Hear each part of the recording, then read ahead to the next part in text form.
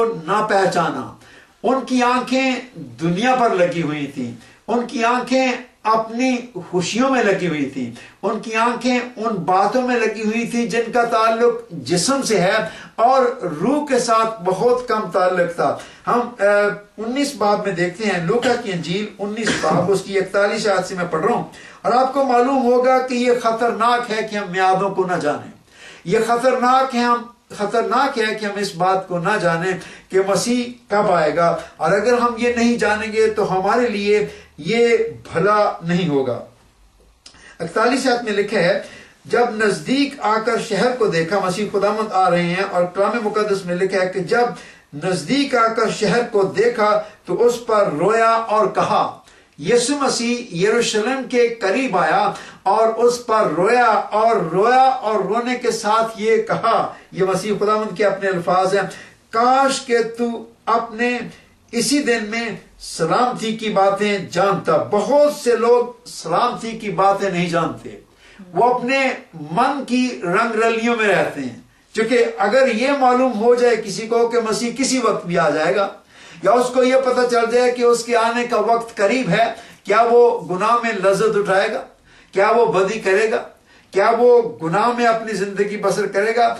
मेरा अपना यकीन है कि अगर हमें पूरा यकीन हो जाए कि मसीह खुदावंद किसी दिन भी आ जाएगा, तो हम उसकी मर्जी को पूरा करेंगे, हम उसके साथ चलेंगे, हम उसके फरमान बजा लाएंगे। आगे लिखे, वो सलामती की बातें जानता, मगर अब वो तेरी आंखों से छिप गई हैं, क्योंकि वो दिन तुझ पर आएंगे कि तेरे दुश्मन तेरे गिर्द मोर्चा बांध कर तुझे घेर लेंगे और हर तरफ से तंग करेंगे, और तुझको और तेरे बच्चों को जो तुझ में हैं जमीन पर दे पटकेंगे, और तुझ में किसी पत्थर पर पत्थर बाकी न छोड़ेंगे, इसलिए कि तूने उस वक्त को ना पहचाना जब तुझ पर निगाह की गई। और अंग्रेजी में लिखा है, when you did not recognize the visitation, यानी जब मैं आया तुझे बचाने के लिए, तेरे लिए जान देने के लिए, तुझे मुक्ति देने के लिए, तुझे गुनाह से छुड़ाने के लिए, तूने उस पर ध्यान न दिया।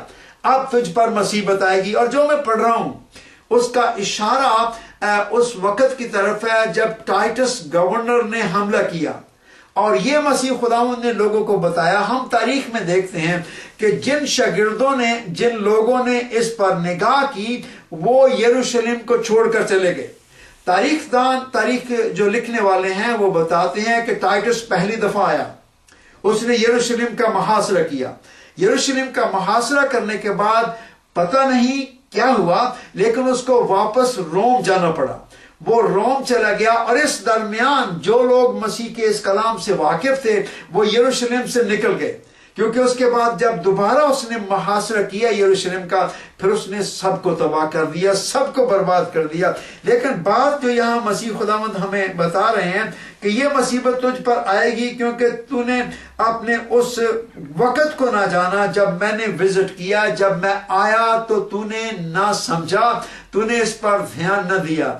इसी तरह मैं समझता हूं कि हम अगर दूसरी आमद की बाबत न समझें, अगर हम उसकी बाबत न जाने, तो फिर हम अपनी मर्जी बजा लाते रहेंगे, अपने कामों में मगन रहेंगे, अपना दिल उस पर नहीं लगाएंगे। लेकिन जब हमें मालूम हो जाए कि वो जल्द आ रहा है, तो मेरा ईमान है कि हम दूसरी बातों को छोड़कर अपने आप को मसीह की तरफ लाएंगे, हम उसको अपना मन देंगे, उसकी मर्जी जानने के लिए अपने आप को तैयार करेंगे।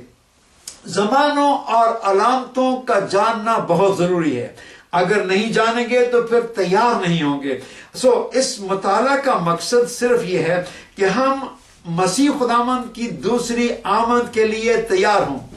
कब जाने वो आए इसका किसी को पता नहीं, वो कल आ सकता है, वो शाम को आ सकता है, रात के वक्त आ सकता है। इसलिए जो ये कलाम सुनते हैं उनके लिए ये खुदा की मर्जी है कि वो सारा वक्त मुस्तैद रहें, सारा वक्त तैयार रहें, सोते ना पाए जाएं, उनकी कुप्पियों में भी तेल हो और उनके पास और भी तेल हो, ताकि वो मसीह खुदावंद का इस्तकबाल कर सकें। میں نے جیسے بتایا کہ کچھ لوگ کہتے ہیں کہ جی کوئی جاننا اتنا ضروری نہیں، لیکن مسیح خداوند اس طرح نہیں سوچتے تھے۔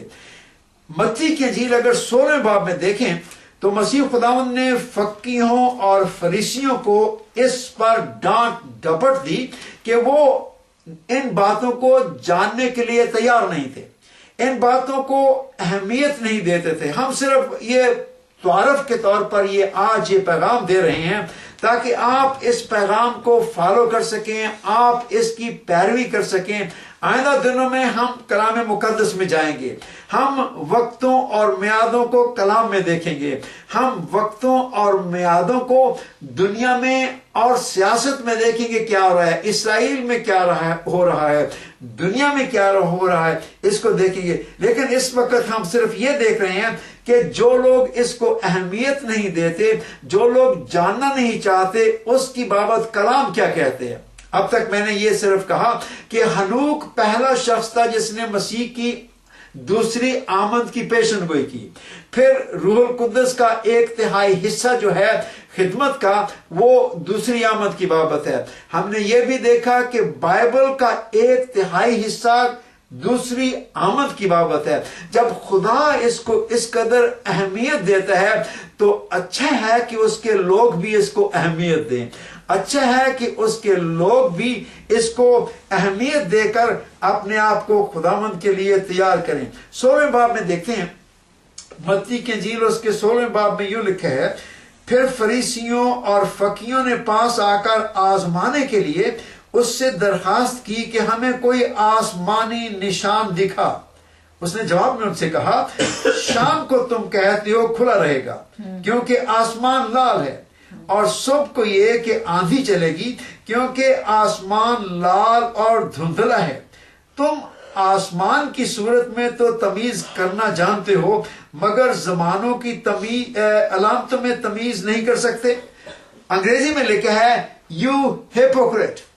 پتہ نہیں یہاں پر اردو میں ان کا ترجمہ کیوں نہیں کیا، مجھے معلوم نہیں، لیکن انگریزی میں لکھا ہے، مسیح خدا نے کہا کہ اے ریاکارو، تم موسم کی شکل کو دیکھ کر، تم سورج کو دیکھ کر ان علامتوں کو دیکھ سکتے ہو، فیصلہ کر سکتے ہو کہ آندھی چلے گی یا دھوپ نکلے گی یا بارش آئے گی، لیکن آنے کی علامتوں کو کیوں دیکھ نہیں سکتے، ان پر کیوں غور نہیں کر سکتے۔ میں سمجھتا ہوں کہ دھن وہ لوگ ہیں، مبارک ہے وہ لوگ جن کی آنکھیں کھلی ہیں اور وہ علامتوں کو دیکھتے ہیں۔ دنیا میں کیا ہو رہا ہے، دنیا میں جدھر بھی دیکھیں آپ ظلم دیکھیں گے، جدھر بھی دیکھیں آپ تباہی دیکھیں گے، جدھر بھی دیکھیں آپ بربادی ہو رہی ہے۔ اور کلام مقدس میں مسیح خدا نے بڑی صفائی سے یہ فرمایا تھا کہ یہ سما نوح کے وقت کا سا ہوگا، اور ہم جانتے ہیں کہ نوح کے وقت میں لوگ ظلم کر رہے تھے، لوگ ایک دوسرے پر ظلم کر رہے تھے، اور آج بھی بالکل یہی ہو رہا ہے۔ لوگ تنگ پڑے ہوئے ہیں، اپنی زندگیوں سے تنگ پڑے ہوئے ہیں، خودکشی کر رہے ہیں، ڈرگز لے رہے ہیں، شراب پی رہے ہیں، نشے میں ہیں، نشہ بیچ رہے ہیں۔ یہ سب باتیں ہو رہی ہیں اور یہ سب باتیں اس کی آمد کی نشانیاں ہیں۔ تواریخ کی کتاب میں ہم دیکھیں گے ایک اور بات جو میں سمجھتا ہوں کہ آپ کے دل کو لگے گی، اور آپ اس کو سن کر آپ تیاری کریں گے، آپ اس کو جاننے کے لیے اپنے دل کو کھولیں گے، اور جب آپ سمجھ جائیں گے تو آپ اس تیاری میں لگ جائیں گے جو ضروری ہے۔